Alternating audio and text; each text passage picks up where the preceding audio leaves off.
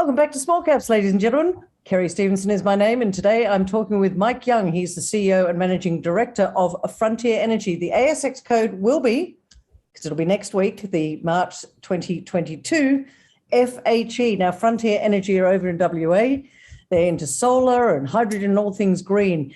And Mike Young, many of you might remember as the former Managing Director of Vimy Resources, which is in uranium. So it's kind of all in that green energy space. Mike, it's great to see you, even if it's over Zoom. And last time I spoke to you, you were leaving Vimy. I wasn't quite sure you were going to possibly do some director roles. And all of a sudden, here you are with Frontier Energy. What is it that attracted you to this space and this project? Well, as you rightly pointed out, I've been in clean energy for a long time, even as far back as when I was working in university, I was working in uranium. So I've always liked the space. But investors often look at the team and the people. That's a really important aspect when people are looking at investment decisions. And Grant Davey, who is the chairman of the company, and he's the sort of money and brains behind the opportunity, he approached me late last year about this opportunity. Now, I've followed Grant's career in Western Australia for some time. He was the man behind Boss Energy, behind Lotus, Matador Gold, New Century Zinc. So I've liked what he's done. And look, to be honest, I've always hoped an opportunity to work with Grant would come up. And in fact, when I was looking at board portfolios, that was one of the options.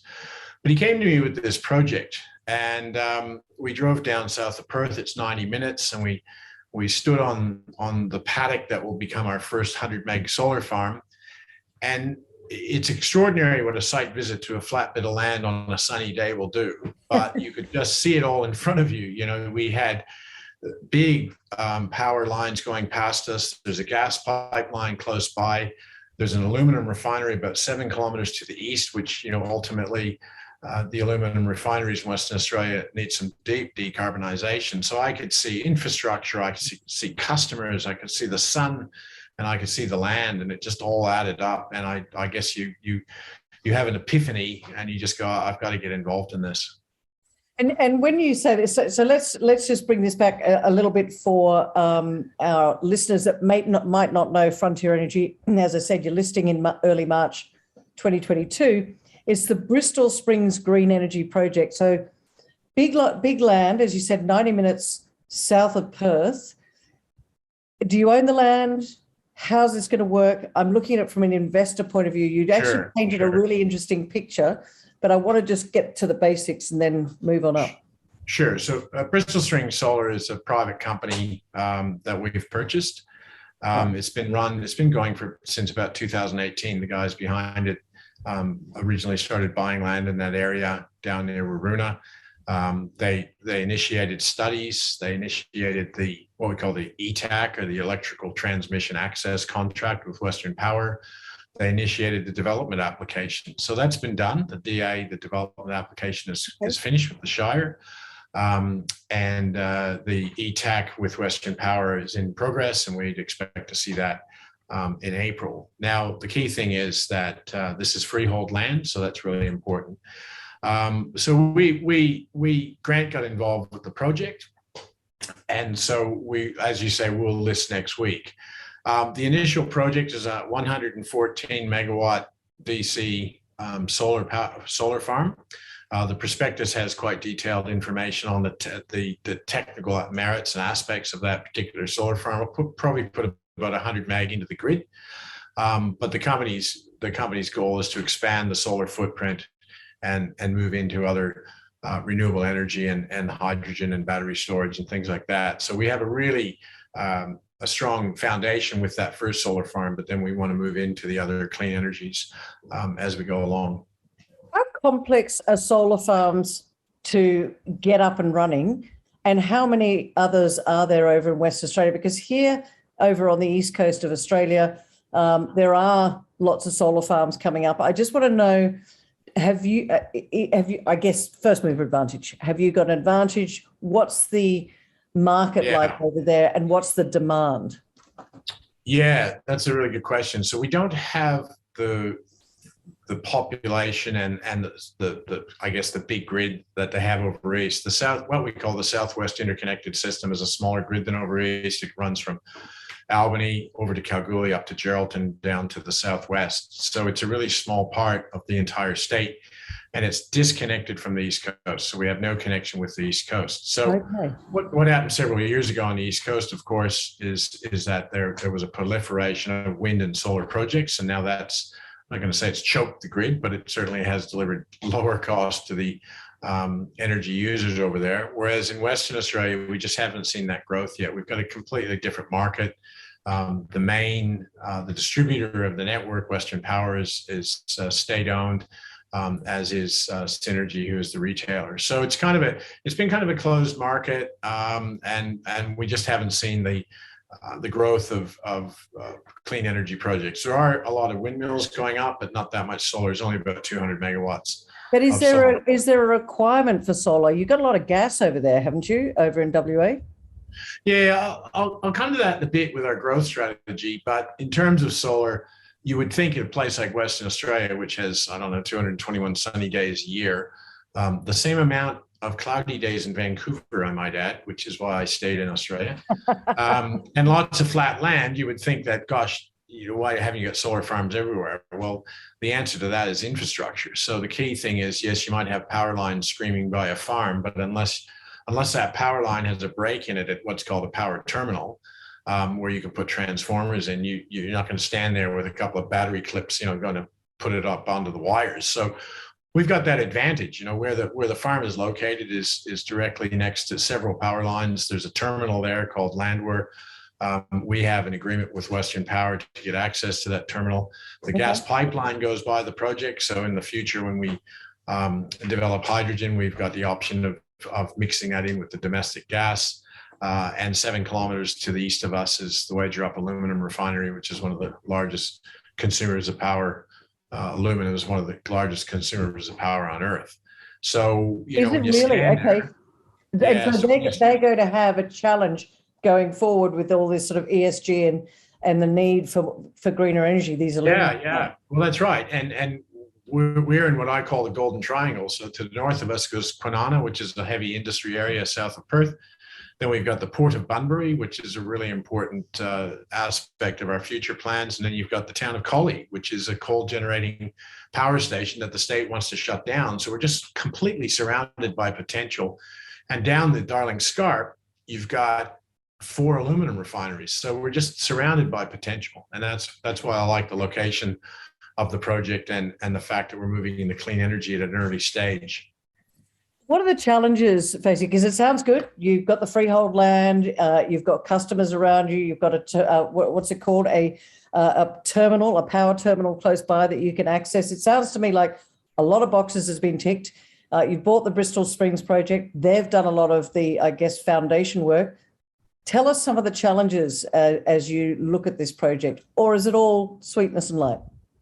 Well, I got to tell you, it's a lot easier than getting a uranium project up in Western Australia. So one of the things about solar is you don't have the uncertainty that you have in mining. So in a mining scenario, you've got a resource which, rarely behave the way that you expect them to behave. And the industry's, full of a litany of disasters where, the gold just wasn't there, or, in the odd case, there was more gold than we expected. But you don't have that with solar. Sunlight's very predictable, much more so than wind. And the way that these solar panels operate, the engineering of these things, this is off-the-shelf technology. It's evolving technology. It's getting better and more efficient, but it is off-the-shelf and highly predictable. So a lot of those uncertainties and risks that you would see with, say, a mining project or other type of project, you just don't have. In terms of challenges, it's a growing market, solar. So getting the things built and delivered on time will be a challenge. So the long lead items, those are sort of the biggest challenges I see. A workforce. So we do have labor shortages in Western Australia, and we will continue to do so until the iron wall comes down. But it's coming down next week, apparently, Mike. Yes, apparently. We'll wait and see. My wife is stuck in Noosa at the moment, so half her life. Well, I can think of worse places to be stuck, Mike. A bit rainy today, though. But look, I wouldn't say it's sweetness and light, but I must admit, it looks from this point to be a whole lot easier than resource development projects. And as you've pointed out, having freehold land, well, that has extinguished native title in the area. And while we'll still do heritage surveys and environmental surveys, we're basically on farmland. And the Bristol Springs, 200 hectare Bristol Springs package is basically completely disturbed. So those sort of, a lot of the issues that I've had my entire life in the mining industry just they either don't exist or they're just very small risks. All right. So for my investor audience out there, if you're listing first week of March, you've raised the 8 mil. What's the news going to be like? Say, let's just go into the first 3 to 6 months of getting the money, listing on the ASX. What are you going to be doing? Yeah, sure. So the prospectus, actually, if your viewers go to frontierhe.com and have a look at the prospectus, it details a lot of our future plans over the next 6 months. So those really entail getting that first solar farm at Bristol Springs up and running. So it's about finishing the engineering studies, getting the ETAC finalized with Western Power, talking to retailers and customers, and getting the project financed. So while we haven't made specific details with regards to timelines and the economics, because we haven't finished those studies yet, my hope is that we're at FID, financial investment decision, and construction later this year, and moving into producing clean electrons next year. Okay, so not bleeding the grass under your feet now, but this is the first project, isn't it, Mike? It's not the only project. You said it's what we call stage one. So it's the 100 meg farm is certainly the first stage, as we've outlined in the prospectus. We do intend on looking at we actually have land acquisition opportunities to move to 500 megawatts. So we're totally cognizant of, tying up the land around us, which we've done. And then we want to expand into looking at wind and storage. Storage is really important in the solar space, because the one thing you can't do is affect the timing of the sunlight. And, obviously the middle of the day, you're getting the dominant, your energy is really being produced in the middle of the day, but it's actually used on the edges of the day, if you like, in the morning and at night when people are home cooking, watching SAS Australia and all those things. So that's another thing we're looking at. But really, the future in Western Australia for clean energy is hydrogen. The state government has a really cogent hydrogen policy. They want to see hydrogen replacing natural gas exports, or at least be the majority of energy exports by 2030. And that's going to require a lot of clean energy that just doesn't exist at the moment, because they want to export green hydrogen. A lot of your viewers may not know, but we refer to blue hydrogen, gray hydrogen, pink hydrogen, and green hydrogen. Blue hydrogen is effectively hydrogen that's made from methane, where you've captured the CO2 emissions from that process and sequestered it. And then green hydrogen is where you use electrolysis, which is basically passing electricity through water, and you create hydrogen and oxygen. But the source of the electricity is clean or green, and that's what makes it green hydrogen. So the state government are backing it. There's actually a minister for hydrogen. Wow. Putting a lot of time. Yep, Alana McTiernan. She's been a long-serving member of Parliament for the West Australian government. In fact, I knew her when she was in government when I was running BC Iron. So, that's how far back that goes. They're taking it very seriously. We've had very, very, very positive meetings with the government.